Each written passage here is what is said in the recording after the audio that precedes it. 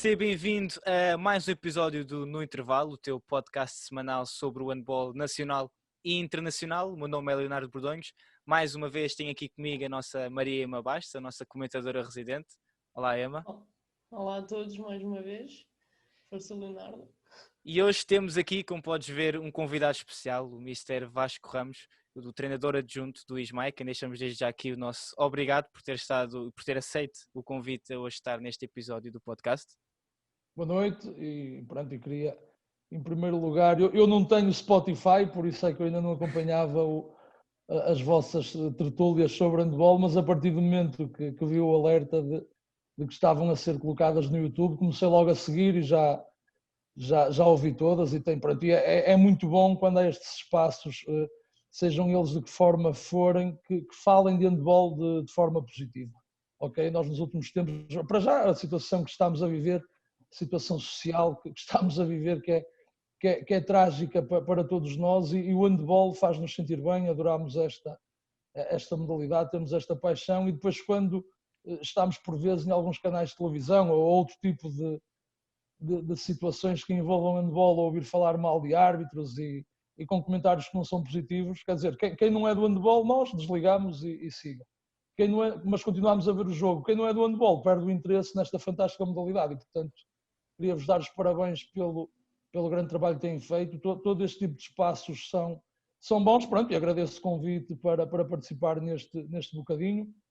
Hoje um bocadinho mais gostoso porque tivemos uma derrota, mas isso faz parte, a vida continua e há a continuar a trabalhar e neste momento também há outras coisas que são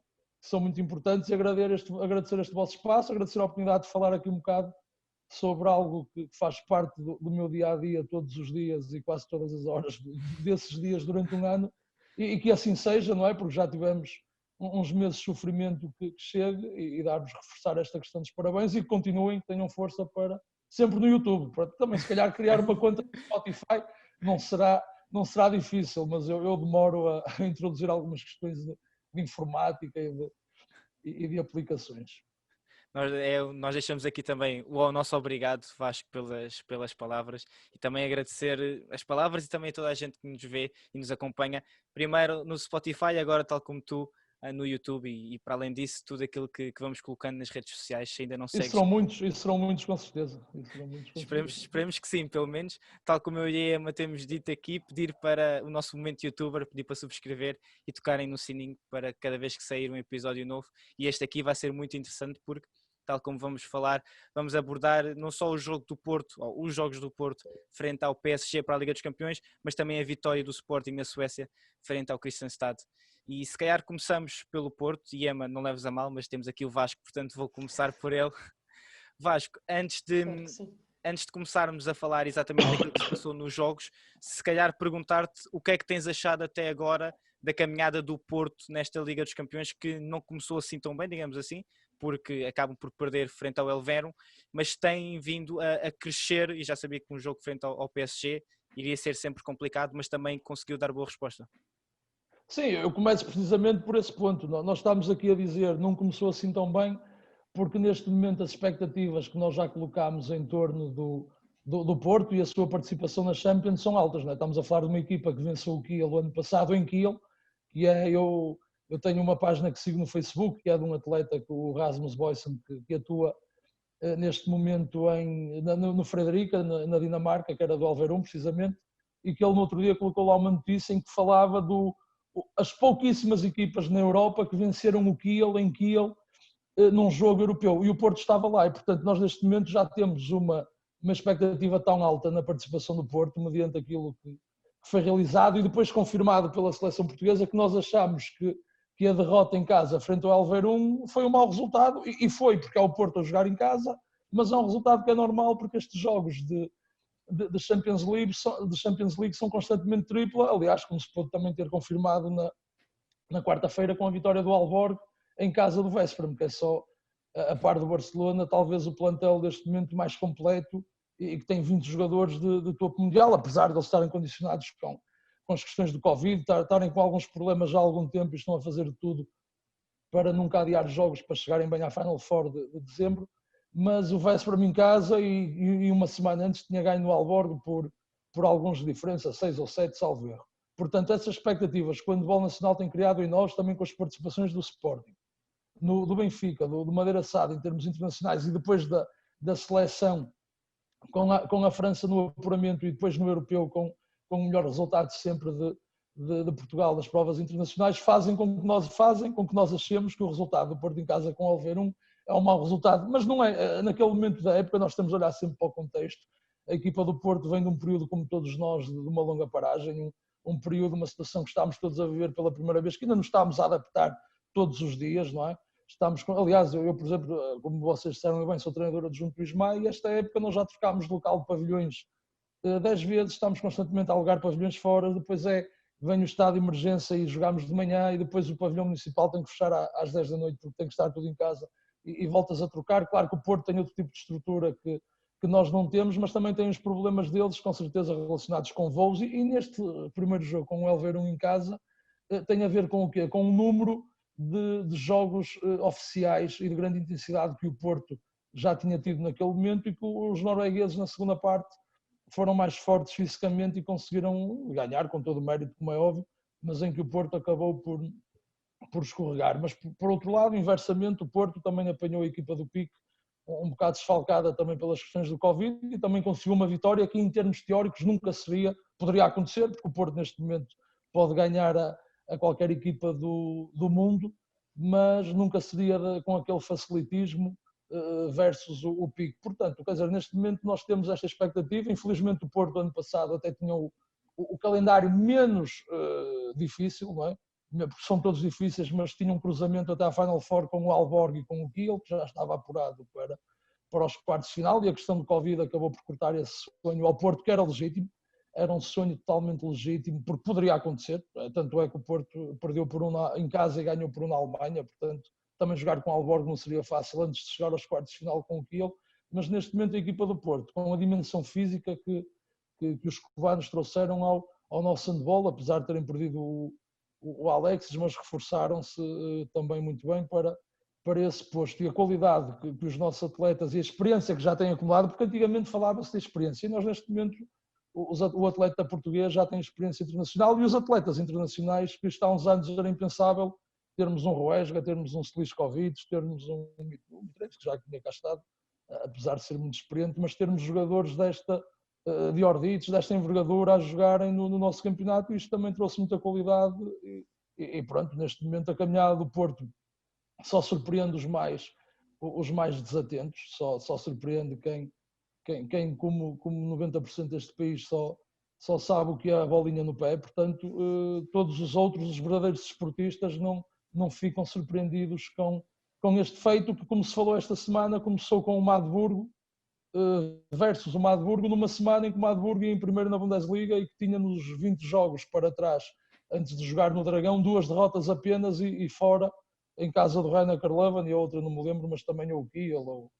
ou whatever, uma equipa qualquer de topo do handball alemão. Portanto, dá para perceber o nível competitivo que já atingiram, não é? Com todo o mérito. Exatamente, realmente é verdade, é preciso realçar, e nós às vezes também esquecemos que o handball português tem vindo a crescer, e acho que esse jogo frente ao Magdeburgo, essa caminhada do Porto na HF Cup foi realmente o que chamou a atenção para o handball nacional, e desde então, tal como disseste, parece que Portugal tem andado constantemente nas bocas da Europa e nas bocas do mundo, pelos melhores motivos, porque realmente tem conseguido mostrar o seu talento no handball. Emma, vimos então um jogo frente ao PSG, e nós já falámos aqui anteriormente, quando falamos da Liga dos Campeões. Este PSG não parece, ou parece às vezes fraquejar, não parece ser aquele PSG que nós vemos, por exemplo, no campeonato francês, que é dono e senhor e domina. É um PSG que tem 3 vitórias, 3 derrotas em 6 jogos, e foi um PSG que passou por dificuldades, principalmente naquela primeira parte daquele primeiro jogo no Dragão Arena. Sim, tal como nós já temos vindo a falar, o PSG é uma equipa que tem excelentes jogadores, tem muitos jogadores de nome, que tem um orçamento talvez o maior da Europa, ou muito perto disso, mas o que é certo é que dentro de campo, muitas das vezes, os jogadores de Paris não têm a capacidade de mostrar o valor que muita gente espera. e nós já comentámos isso e viu-se isso nos primeiros 30 minutos no Dragão. O PSG teve algumas dificuldades em enfrentar o Porto. Vasco, vemos um PSG, tal como eu me disse aqui, que tem tido dificuldade, um Porto que se tem batido bem, mas houve um momento que foi chave, que é o 7-6, e temos visto um Porto que é fortíssimo no ataque para o 7-6, e vemos, é das melhores equipas, se não mesmo a melhor equipa na Europa a atuar e a utilizar esse esquema tático, mas depois quando vemos um PSG, no fundo, tal como acho que foste tu, Emma, que escreveste no rescaldo, que foi o PSG deu a provar ao Porto o seu próprio remédio, e vimos um Porto que não soube lidar ao defender esse 7-6 que o PSG utilizou. Sim, pronto, isto em primeiro lugar convém, eu vou fazer esta ressalva, mas não, quer dizer, não convém, mas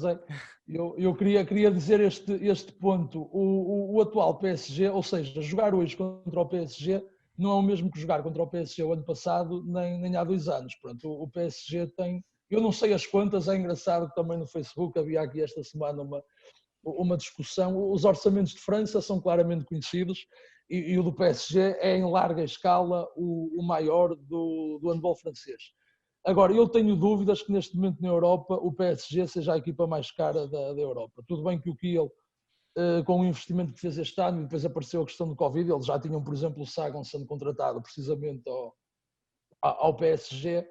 o que ele já tinha o Sagan sendo contratado. Nós estamos a falar de artistas, Sagansons e Dubniaks e Landins,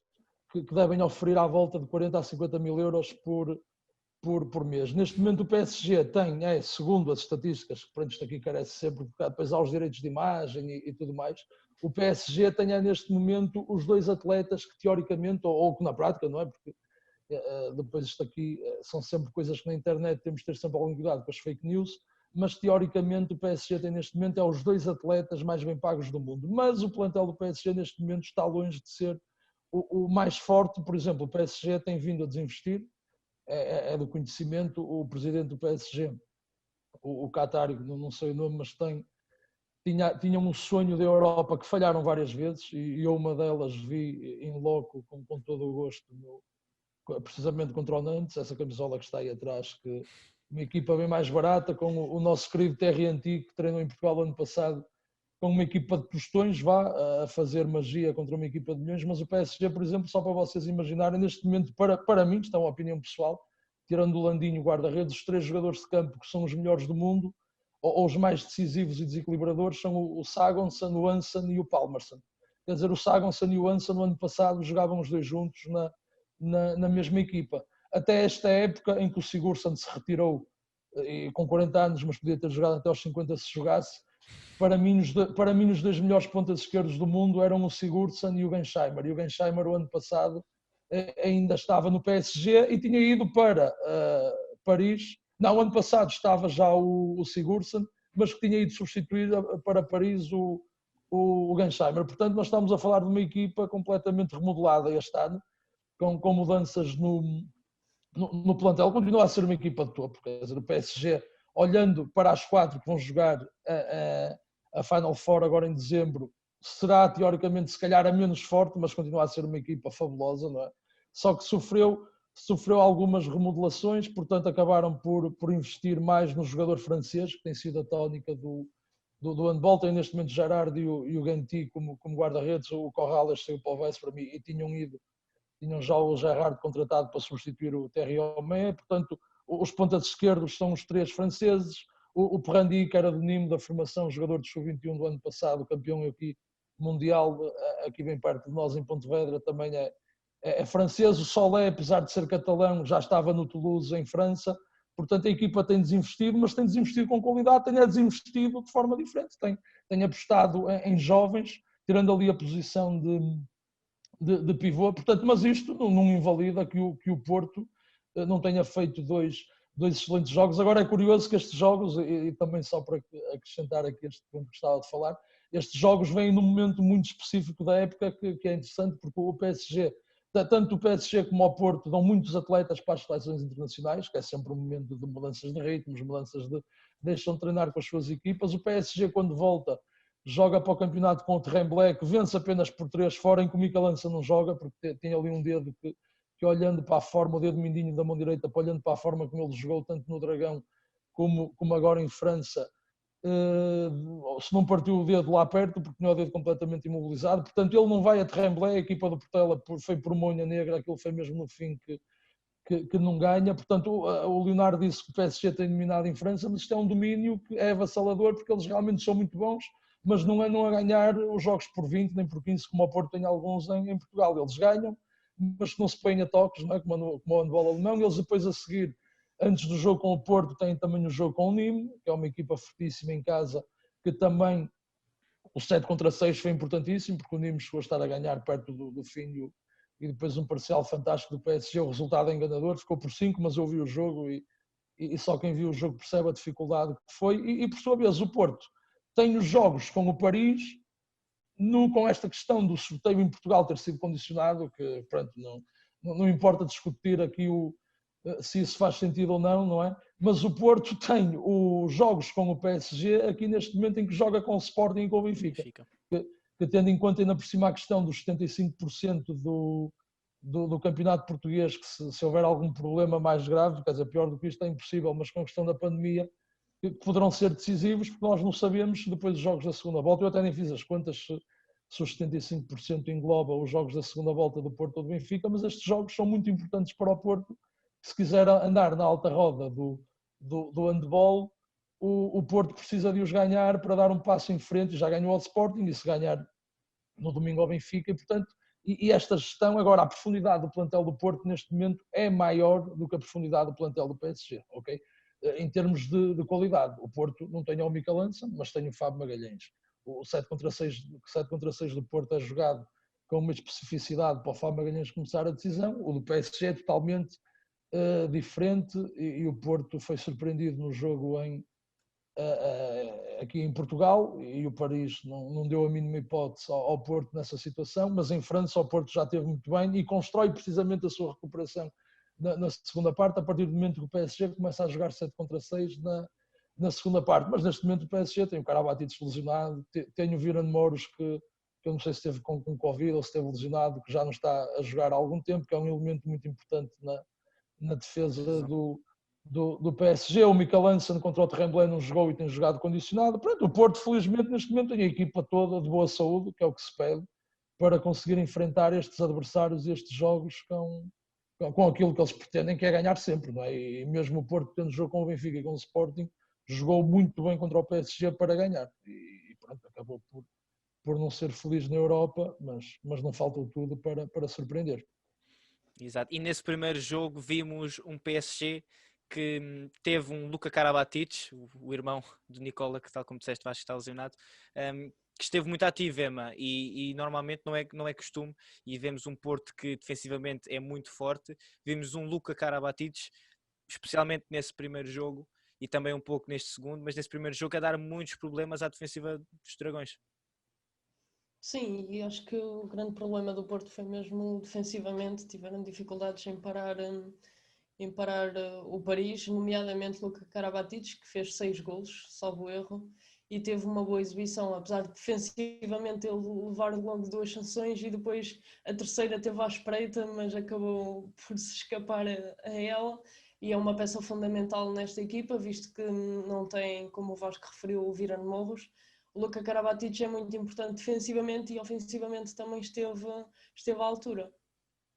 Exato. Sim, é engraçado. Desculpa, sim, não, força.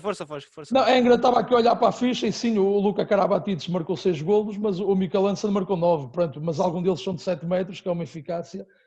fabulosa. Mas é curioso porque esta questão, tal como aconteceu em Nîmes, o Mikel Hansen, pela questão da condicionante física, também não começa o jogo de início com o PSG, com o Porto, no Dragão. O Mikel Hansen começa de fora pela questão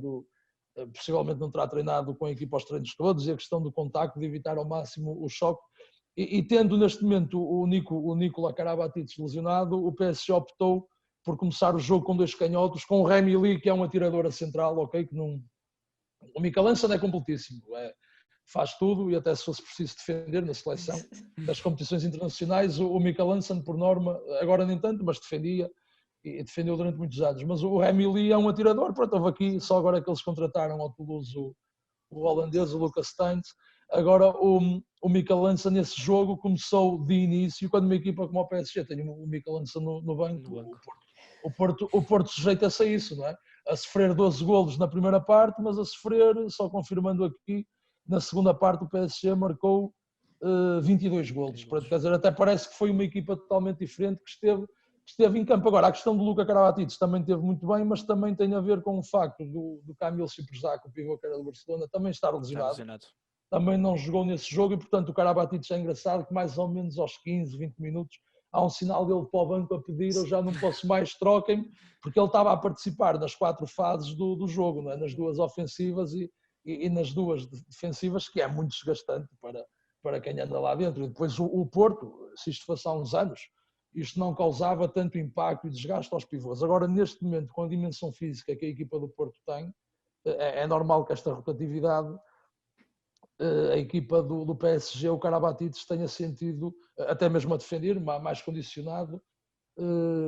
nessas situações de frescura física. Pronto, depois na segunda parte aquilo que assistimos foi um recital de um 7 contra 6 com a tomada de decisão a partir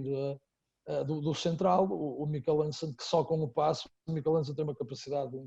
uma coisa fantástica, que é ele praticamente sem invadir um espaço, ele só o facto de ameaçar com o braço e com o passe, ele consegue que os colegas, eu costumo dizer na brincadeira e dizia aos meus atletas no treino, eu se fosse pivô ou lateral da equipa do PSG também tinha marcado golos, não sei se tinha qualidade para depois meter a bola lá dentro, mas sei que pelo menos entrava para a baliza numa situação muito, muito favorável. Portanto, aqui neste jogo do Porto, o PSG veio na expectativa, veio tal como aconteceu em Nimes, que também tiveram a perder por 5 na primeira parte com o Michelangelo no banco. O Perrandi e o Miguel Martins esteve exímio a defender o Perrandi, que é um atleta que vive muito à custa do físico, e o Miguel Martins antecipou muito bem os atacantes, cortou-lhe as trajetórias, esteve muito bem. O Porto esteve exímio na defesa, mas a partir do momento que o Michelangelo entrou, começaram a aparecer os desequilíbrios causados pela capacidade de decisão e de tiro exterior dele, e depois o 7 contra 6 na segunda parte acabaram por marcar a diferença no jogo. Mas isto, só para acrescentar, que o 7 contra 6, seja ele de que forma for executado, só faz sentido se a bola depois entrar dentro da baliza, não é? Não, quer dizer, o 7 contra 6, o Quintana faz um jogo excepcional na primeira parte, também condicionado pelo remate, pela defesa do Porto, condicionou muito bem e ajudou o Quintana, mas na segunda parte, tanto a defesa como a guarda-redes esportista desapareceram do jogo, e ao contrário, por sua vez, o Gerrard, que andava quase que morto para o handball, entre aspas, uma expressão aqui um bocado forte, mas eu às vezes leio alguns comentários no Facebook do One News e do PSG, e as críticas sobre o jogo do PSG por terem perdido no Kiels e por terem ganho no Tremblay de forma tremida, parecia quase que o culpado dessa derrota eram os guarda-redes do Paris, que não estavam a ter eficácias de defesa altas, e nestes 2 jogos o Gerrard apareceu em grande. Sim, exatamente. E frisavas aí a questão do Hansen, que realmente é um jogador, do Michelangelo, que é um atleta que só por estar dentro de campo arrasta marcações. Sim, causa moça. Os jogadores têm logo que estar atentos, porque tal como disseste, é um jogador que é capaz de mudar um jogo só com a sua mão direita, e isso viu-se. E Emma, vimos, tal como falámos antes, é um Porto que entra para o segundo jogo em Paris diferente, porque já sabia aquilo que tinha acontecido no jogo no Dragão Arena. No entanto, também vemos o Michelangelo que termina com 9 golos marcados, portanto parece que independentemente daquilo que se faça, o dinamarquês, pelo menos uma dezena, ficam quase sempre garantidos. Sim, tal como o Vasco disse, o Michelangelo é um jogador quase que de outro mundo e que joga muito bem, tanto remata muito bem como joga muito bem com os seus colegas de equipa, e é sempre uma arma muito difícil de anular para qualquer equipa. Mas tal como disseste, o Porto já foi para Paris a saber mais ou menos o que ia esperar, tal como o PSG já tinha estudado bem a lição e tinha percebido que da maneira que entrou na segunda parte do Dragão seria a melhor solução para tentar matar o jogo desde o início em Paris, e por isso voltaram a entrar com o 5-1, a usar o ponta esquerda, o Nai, salvo eu, Sim. como segundo defensor ali no 5-1 e com muitas muito forte, visualizações. apesar de ser ponta, Exatamente. é um defensor fortíssimo. Defensivamente é muito forte e pressiona muito, e isso causou muitas dificuldades ao Porto, tanto no Dragão como em Paris, e o PSG a entrar novamente com essa defesa forte e a tentar novamente o 7-6, mas claramente aí o Porto a conseguir anular e a conseguir recuperar o jogo quando nós achávamos que já estava quase perdido. O Porto nunca desistiu e bem, e esteve muito próximo de conseguir voltar a pegar no resultado. Exatamente, é um Porto que, apesar de tudo e tal como disseste, um Porto que fica grande parte do jogo a perder, mas que realmente quando se começa a aproximar a parte final começou a aumentar o ritmo e conseguiu ainda reduzir a desvantagem para apenas um, e nos minutos finais ainda tentou passar para a frente, mas na altura, nos momentos-chave, é aí que falamos a qualidade realmente dos adeptos, a qualidade dos jogadores do PSG acaba por ter efeito, e no momento da decisão conseguiram tomar a decisão correta e venceram por 29-28. Noutro jogo, noutra competição, mas também com portugueses, o Sporting foi à Suécia jogar frente ao Kristianstad, venceu por 5 golos de diferença, 27-32, e Vasco, é um Sporting que também tem tido algumas lesões. Vimos no jogo frente ao Porto para o campeonato que foi um Sporting que na segunda parte acabou por se ressentir. Neste jogo também começou um pouco lento, mas depois conseguiu distanciar-se e acabou por vencer com 5 golos, que ainda chegou a ter uma vantagem um pouco maior. Sim, eu confesso que fiquei muito surpreso com o resultado do Sporting, porque depois do jogo com o Porto, em que a equipa já foi limitada para esse jogo, porque uma equipa que não tem o Skok, que não tem o Shongart e o Roesga, como é óbvio, jogadores desta qualidade, e principalmente o Skok é mais fácil de substituir, porque além de ter mais 2 guarda-redes de grande qualidade, não há a questão física que temos na primeira linha, porque o Sporting neste momento está muito limitado à questão da primeira linha, porque o Frankis e o Valdés são muito importantes também em todas as fases do jogo. Portanto, o processo defensivo e as transições passam nestes jogos equilibrados em que há menos hipóteses de fazer golos em contra-ataque direito. As transições apoiadas passam praticamente pelos desequilíbrios que estes atletas causam ao nível das situações de 1 contra 1 e tiro exterior, quando a defesa contrária não está organizada. Mas o Sporting fez um grande jogo, quer dizer, conseguiu que o jogo fosse jogado ao seu ritmo, conseguiu marcar a sua posição no encontro desde muito cedo. Tiveram também uma excelente relação com a segunda linha, com os pontas a estarem muito bem, tanto o Bingo à esquerda como o Djukic e o Francisco Tavares, depois quando entrou também muito bem na baliza. O Tiago Rocha também excelente, começa um timbre em termos ofensivos, e mesmo quando houve ali uma ligeira reação dos suecos na segunda parte, o Rui meteu muito bem o time-out, a equipa conseguiu fazer logo o golo e tirar a diferença de 1-2, pronto, e a equipa voltou a ganhar confiança e fugiu outra vez no marcador. O plantel dos dinamarqueses, dos suecos é bem interessante. Faltava apenas o guarda-redes, o Christiansen, que estava no Minden, que é o outro guarda-redes, além do Bergerud, da seleção norueguesa. De resto, eles estavam com toda a gente, aquilo é a equipa deles, e portanto o Sporting, com as baixas que tinham, com apenas 2 dias para preparar o encontro, porque tinham jogado com o Porto no sábado, e um jogo, quer dizer, jogar contra o Porto, com lesões, sem toda a gente, 60 minutos daquela intensidade, em que o Sporting teve a primeira parte toda praticamente a ganhar, e chegar à Suécia e fazer um jogo com esta personalidade e com esta qualidade, quer dizer, só diz bem, além da qualidade do trabalho dos técnicos do Sporting e dos atletas do Sporting, do momento de forma que o handball português vive, não é? Quer dizer, isto não é para qualquer um. Não. Exatamente. Emma, já falámos aqui muito do Sporting, do jogo frente ao Porto. Falámos também que tínhamos visto um Frankis, como costumamos ver, ou como gostamos de ver, um jogador mais interventivo, mais decisivo, apesar de depois o Sporting ter acabado por perder frente ao Porto. Voltámos a ter esse Frankis neste jogo, que, tal como o Vasco disse aqui, juntamente com o Djukic, juntamente com o Tiago Rocha, juntamente com o Francisco Tavares, acabam por ser determinantes para esta vitória do Sporting na Suécia. Sim, sem dúvida, tal como o Vasco disse, tivemos um Sporting que, apesar das suas baixas, conseguiu fazer frente aos suecos e vencerem muito bem o jogo. E os suecos não têm uma equipa fraca, é por isso que estão na Liga Europa, e o Sporting claramente a superiorizar-se e a fazer com que a primeira linha seja forte, continua a ser, e tenho pena de não vermos isto com mais constância, digamos assim, no campeonato, porque vimos alguns jogos em que o Sporting teve algumas dificuldades, mas claramente que estes jogos acabam por dar mais ritmo e mais confiança à equipa e espero que continuem assim, tanto na Liga Europa como na P1. Exato, é um jogo que, apesar de tudo, é uma deslocação e tal como o Vasco disse aqui,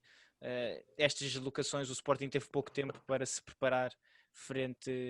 para o jogo frente aos suecos, devido a ter jogado no sábado frente ao Porto, e portanto foi um jogo muito intenso contra o Porto, e daí, tal como o Vasco disse, depois termos tido ainda alguma reação por parte do Kristianstad naquela parte intermédia da segunda parte, em que conseguem deixar o resultado ali na margem mínima, 20-21, acho eu, e realmente também vimos um Manuel Gaspar que terminou com quase 30% de defesa, acho que teve 11 ou 12 de defesa ao longo do jogo e também foi muito importante para a vitória do Sporting, que venceu na Suécia o Kristianstad por 27-32. Vasco, quero-te agradecer, o nosso tempo está quase a terminar, e quero-te agradecer ter estado aqui connosco a falar do jogo do Porto, ou dos jogos do Porto, e também deste jogo do Sporting na Suécia. Obrigado, eu, como disse no início, pela oportunidade. É sempre um prazer falar de handball. Espero que este espaço perdure no tempo, porque é isto que é preciso, falar do handball de forma positiva e realçar aquilo que a modalidade tem de bom, e é por isso que nos cria tanta paixão, e fazer votos para que todos consigamos, e o mais importante que tudo neste momento, vencer esta dura e longa batalha, que é algo de novo que apareceu e que nunca nós imaginávamos estar nesta a normalidade que já se tornou normal, e não sabemos quanto tempo é que vamos estar assim, mas faço votos que estejam todos bem de saúde, que as pessoas se cuidem, que cuidem dos outros, que também é muito importante neste momento, que aproveitem este momento para pensar também nos outros e não só em si, porque a vida são 2 dias e temos de aproveitar os bons momentos, e se for com handball é que tem piada, não é? E portanto é esperar que estas competições que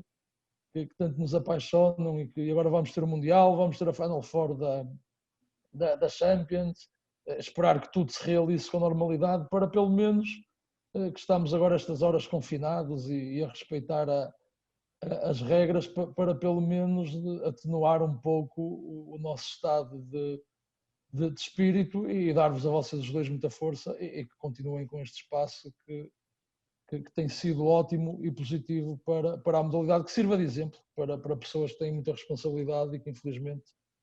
nem sempre percebem o que é importante de ser falado. Obrigado pelas palavras, e também fazemos os votos do Vasco nossos, portanto que estejas bem e que estejas a passar o melhor possível esta fase de pandemia que nos afeta já há tantos meses. Emma, não sei se queres, não sei, acredito que queres deixar a tua mensagem do costume. Quero deixar a minha mensagem da praxe, mas antes disso quero agradecer ao Vasco por ter aceito o nosso convite e pelos elogios, que são sempre bons, e nós temos andado aqui a pedir feedbacks, elogios, e tinha de ser logo aqui. São merecidos, portanto, e quem conhece sabe que eu quando falo é o que sinto, portanto. Ainda bem, ficamos felizes por isso. Obrigado, Vasco, e obrigado a tu que nos esteja acompanhado ao longo destes episódios. Nós continuaremos aqui, mas não se esqueçam de subscrever o nosso canal e ativarem o sininho para receberem as notificações. Exatamente, tal como a Emma disse, queremos feedbacks. Eu ainda não recebi feedbacks, e portanto é mais uma semana aqui da minha parte a pedir feedbacks. Se ainda não segues a 7 metros, então devias seguir a 7 metros, seja aqui no YouTube, no Facebook, no TikTok, no Twitter ou no Instagram. Se queres, tal como o Vasco disse, vamos ter muito handball, vamos ter o Mundial, vamos ter a Final Four, vamos ter também o Europeu Feminino, e portanto se queres ficar atualizado com tudo aquilo que se passa no mundo do handball, então acompanha-nos aqui na 7 metros. O meu nome é Leonardo Bordonhos e até ao próximo episódio.